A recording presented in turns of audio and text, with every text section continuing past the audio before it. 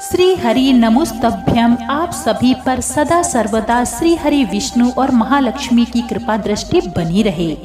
आपका हमारे चैनल पर बहुत बहुत स्वागत है। सभी मनोकामनाओं को पूर्ण करने वाली श्री हरि विष्णु और माता लक्ष्मी जी की एक कथा सुनाती हूँ। एक बार भगवान विष्णु ने लक्ष्मी जी से कहा कि पृथ्वी वासियों में भक्ति बहुत बढ़ गई है। लक्ष्मी जी कहने लगी कि प्रभु वो आपको नहीं मुझे पाना चाहते हैं। नारायण भगवान कहने लगे कि लेकिन वो तो नारायण नारायण करते हैं। लक्ष्मी जी कहने लगी कि अगर आपको विश्वास नहीं हो तो उनकी परीक्षा ले लीजिए। भगवान नारायण एक संत का रूप धारण करके एक नगर के सेठ के पास पहुँचे और उससे कहने लगे कि मैं कथा सत्संग करना चाहता हूँ। सेठ ने उनके रहने खाने पीने और कथा करने का सारा प्रबंध करा दिया।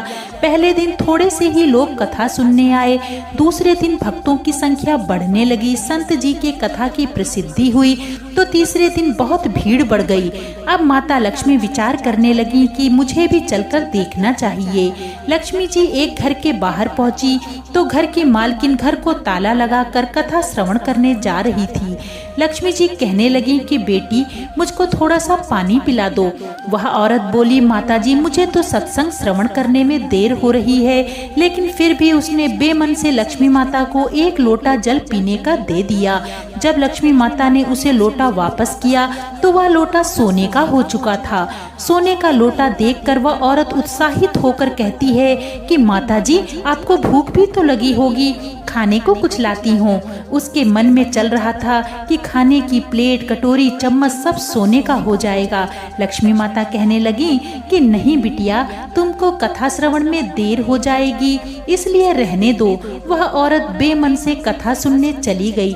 वहां जाकर उसने चमत्कारी बुढ़िया के बारे में सब औरतों को बता दिया।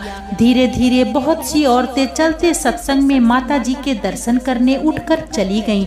माता जी जिसके घर में भोजन करती जल पीती उसके बर्तन सोने के हो जाते। माता जी की प्रसिद्धि बढ़ गई और भगवान विष्णु जो कथाकार के रूप में धरती पर आए थे उनकी कथा सुनने वालों की संख्या कम होने लगी। भगवान ने यजमान से पूछा कि अब कथा सुनने कम लोग क्यों आते हैं। उन्होंने कहा कि नगर में कोई चमत्कारी बुढ़िया आई है। जिस भी बर्तन में खाना खाती है पानी पीती है वह सोने का हो जाता है।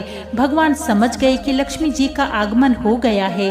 अब जिस सेठ ने विष्णु जी के रहने खाने कथा की व्यवस्था की थी वह भी चमत्कारी माता जी के पास पहुँचे और कहने लगे कि आप मेरे घर पर क्यों नहीं पधारी। लक्ष्मी जी कहने लगी कि जब तक वह कथाकार तुम्हारे घर पर है मैं वहाँ नहीं आऊंगी। सेठ जल्दी से घर गया और कथाकार से कहने लगा, महाराज आपके रहने खाने की व्यवस्था मैंने धर्मशाला में करवा दी है।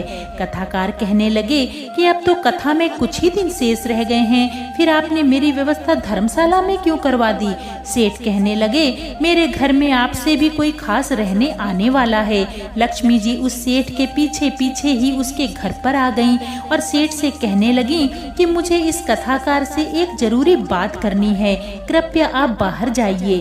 सेठ के बाहर जाते ही लक्ष्मी जी कहने लगी, क्यों प्रभु, मैंने क्या कहा था, यह भक्ति आपको पाने की नहीं मुझे पाने के लिए कर रहे हैं। भगवान कहने लगे कि लक्ष्मी माना कि तुम उचित कह रही हो, लेकिन तुम यहाँ पर तब आई जब मैं नारायण संत के रूप में यहाँ पधारा। जहाँ संत कथा करते हैं धार्मिक अनुष्ठान होते हैं वहाँ लक्ष्मी स्वतः चली आती हैं। भगवान विष्णु अपने धाम वापस लौट गए। अगले दिन सेठ के घर पर लोगों का तांता लग गया। हर कोई चाहता था बुढ़िया उसके घर आकर भोजन ग्रहण करे ताकि उनके बर्तन भी सोने के हो जाएं। लेकिन यह क्या, माताजी ने सबको चौंका दिया कि मैं अब वापस जा रही हूँ। सब लोग आश्चर्य से पूछने लगे कि माताजी क्या हमसे कोई गलती हो गई है। माँ लक्ष्मी कहने लगी कि मैं वहीं रहती हूँ जहाँ नारायण रहते हैं। आप लोगों ने नारायण को पहले ही भेज दिया। नारायण के बिना अकेले जहाँ यहाँ कैसे रह सकती हूँ। इतना कहकर लक्ष्मी जी भी अपने धाम चली गई। अगर माँ लक्ष्मी की कृपा प्राप्त करनी है तो नारायण की भी भक्ति करें। लक्ष्मी जी स्वयं पीछे पीछे आ जाती हैं क्योंकि लक्ष्मी जी नारायण के साथ ही रहती हैं। जय श्री लक्ष्मी नारायण, हरे कृष्ण, राधे राधे।